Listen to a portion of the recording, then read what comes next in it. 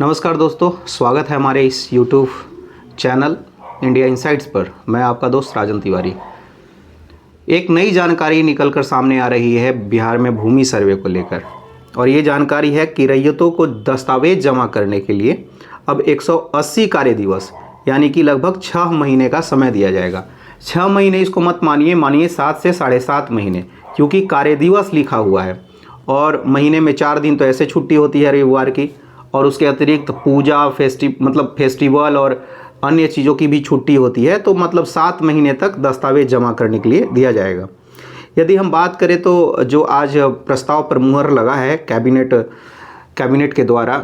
के प्रस्ताव पर बिहार सरकार का जो मुहर लगा है, उसमें रैयतों को नक्शा सत्यापन के लिए 90 दिन, आपत्ति दर्ज कराने के लिए 60 दिन, आपत्ति के निराकरण के लिए 60 दिन, और इसके अलावा अधिकार दस्तावेज के अंतिम प्रकाशन के बाद दावे की समय सीमा भी बढ़ाकर 90 दिन कर दी गई है। यदि सभी को देखिएगा तो ये कार्य दिवस होता है 300 दिन। 300 दिन का मतलब आप समझ सकते हैं, साल में होता है 365 दिन। 365 दिन में भी सभी दिन में कार्यालय खुली रहती नहीं है, 52 तो सिर्फ संडे हो जाता है। इसके अलावा होली छुट्टी, दशहरा छुट्टी, राष्ट्रीय अवकाश मिला के 250 दिन से के आसपास कार्यालय चलता होगा मोटा मोटी, या उससे भी कम ही चलता होगा।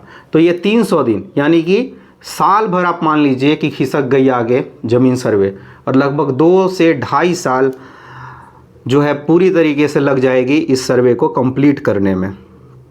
तो एक तरह से जो है ये रैयत के लिए बहुत बोला जा सकता है कि राहत वाली खबर भी है, क्योंकि बहुत सारे लोग जो है बाहर से आ रहे थे, रह रहे थे घर पे अपना नौकरी वोकरी छोड़ के, और फिर बहुत ज़्यादा दिक्कत का सामना भी करना पड़ रहा था। तो अब जैसे 6 महीना दिया गया है दस्तावेज अपना जमा करने के लिए, सत्यापन के लिए, तो आराम से कीजिए।